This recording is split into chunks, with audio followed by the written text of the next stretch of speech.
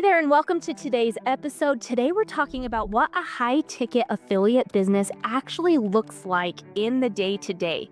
And I think one of the most useful things we can do on this episode is show you what this actually looks like on like a regular Tuesday. Not the income screenshot, not the aspirational reel, the actual work, like the rhythm, the actual day for someone who has made the switch from low ticket info products to a premium affiliate model, because I think there's a lot of confusion about what operating at this level requires day to day, and specifically whether it is significantly more work than what you are already doing. So welcome to Feminine Wealth. My name's Cari Higham, and with me today is Brandy Shaver. Hello. Okay, so spoiler, it's not more work. That's not what we're going to tell you to do. In most cases, it is actually less, but it's different work. And understanding that difference is what makes the switch feel possible rather than daunting. So let's dive in. Okay, so here's what a working day looks like for me now. And I want to be specific because I think the reality is more useful than the inspiration. Now, I start with content, not scrolling, not checking stats, creating one piece of intentional content that speaks directly to experienced affiliate who is sitting at a ceiling she cannot break through. A reel, a caption, a story sequence, something that names a real experience and points towards a real solution. That takes about 45 minutes to an hour when I'm batch creating, right? Then, when I am in conversations, not mass outreach, specific, genuine conversations with women who have engaged with something I posted or who have downloaded the playbook and have questions, these are not sales calls, okay? They are real exchanges. I ask where they are, what's working, what's not working, what they've already tried. And when that moment is right, I share my experience with the model and point them toward the next step that they are looking for. That's the key right there. What are they looking for, right? Now, sometimes afternoons vary. Sometimes it's content strategy, reviewing what it resonating, identifying questions coming up repeatedly that I should address in content. Sometimes it's nothing particularly structured because the premium backend is handled. The conversation, the conversion work that I used to spend hours doing manually, that's all taken care of. Total focused work, 3 to 5 hours on a high creation day, 6. On a conversation heavy day, sometimes 2. The variability is the freedom, okay, not the inconsistency.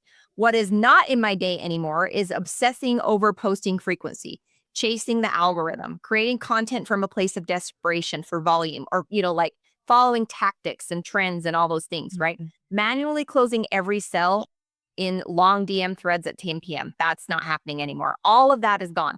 And what is there instead is space for creativity, for presence, for the life that I built this for.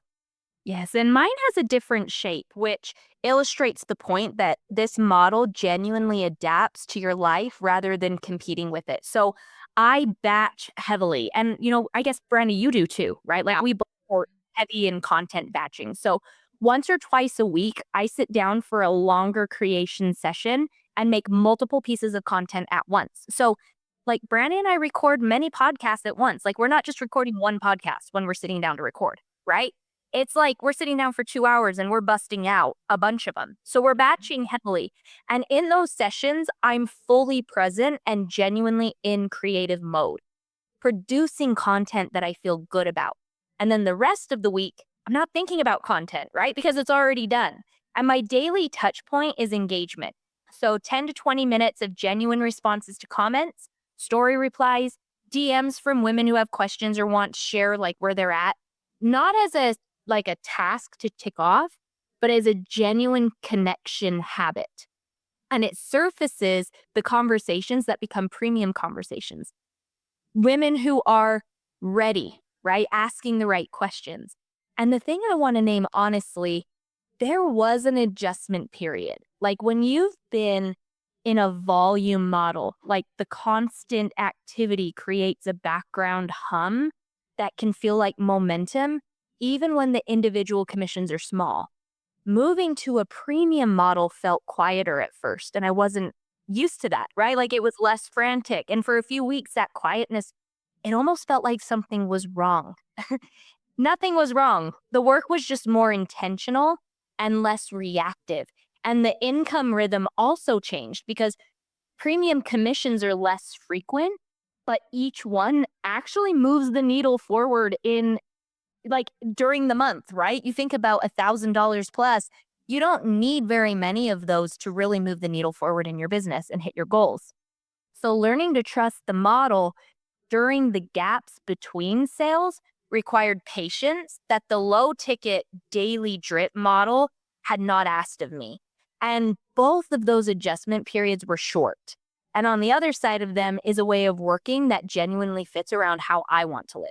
Yeah, I definitely remember this when we made the switch, like feeling like I wasn't doing enough and that gap, like I was like, wait, am I supposed to be doing something? Right? Well, and especially when you came, because I mean, you owned your hair salon, I had a nail salon. We were used to like getting paid for our time, and Mhm. yeah, you suddenly transition out of that. The quietness, you're almost like, oh, I have to do something to feel productive, when really you don't have to. No, absolutely. So I want to be specific about what the done for you backend actually removes from your daily workload because I think it sounds too good to be true until you understand how the mechanics work. Okay. So after someone downloads the playbook, after you've made that introduction, the system takes over. Email sequences that educate and build trust are going out, follow up that addresses objections before they're even asked, a customer journey that moves people through a decision making process without you being personally present in every moment. You're not writing those emails. You're not building those sequences. You're not on those closing calls, the closing sales calls. The infrastructure exists. Your job is to put the right people at the top of it. And the content you are already creating is exactly what does that. This is the leverage that the low ticket model structurally just can't offer. The system runs while you create, while you rest, while you're present with your family. That is not passive in the sense of zero effort. It is passive in the sense that your effort compounds rather than resetting every single month. And to give you an example, Cari was just on a trip with her kids to Disneyland for an entire week, right? I think our business made six figures or more in 7 days, and she wasn't even there. So, do you see how that works? Yeah, and you know what? There's still hard days, like content that lands nowhere, a premium conversation that does not convert like the way you thought it was, a week where the income is quieter than you expected, right?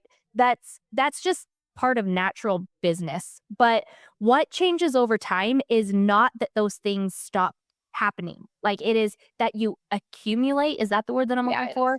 Mhm. Yeah, you accumulate enough evidence that the model works, enough proof to push through the doubt instead of like letting it collapse into a spiral. In the low ticket model, a bad week feels like the business is failing. But in the premium model, a quiet week is just a quiet week because you know from experience that the next premium commission is coming. And when it does, it will represent a week or more of what you used to earn in a month. That is not a small shift in how you experience your business. It is the difference between chronic low level anxiety and genuine confidence. And that shift, more than any single commission notification, is what makes the work sustainable. Now, let me close with a longer view because I think we get so focused on the next 30 days that we lose sight of what this compounds into. Every premium commission builds the track record. Every genuine conversion becomes a story you can speak to with complete authenticity because it is real. Every woman who goes through the system and sees results becomes living proof of the model's credibility. The authority compounds, the trust compounds, the income compounds. And because the foundation of the model is genuinely quality, a real offer, real infrastructure, real results, it does not erode the way volume models do when the algorithm shifts or the platform changes its rules. You are building something that can be here in 5 years. That can survive a bad algorithm month, right? That can sustain a period where you need to show up less. That is what a real business looks like. And it is available to you with the audience you have already built. Yes. So a high ticket affiliate business day to day looks like intentional content creation, genuine conversations, and a back end that handles the conversion work you used to have to do manually. It's less volume, more depth, less urgency, more alignment, and an income that finally reflects the skill and audience you've actually built. So you can go to femininewealth.com/playbook. That's your starting point. The model, the infrastructure, the 6 week roadmap, it's all in there. Download it and see what this could look like for your specific situation. And reach out if you want a real conversation, right? We love talking to women at this exact stage. So we'll see you on the next episode. Hope you got a ton of value. Have a great rest of your week.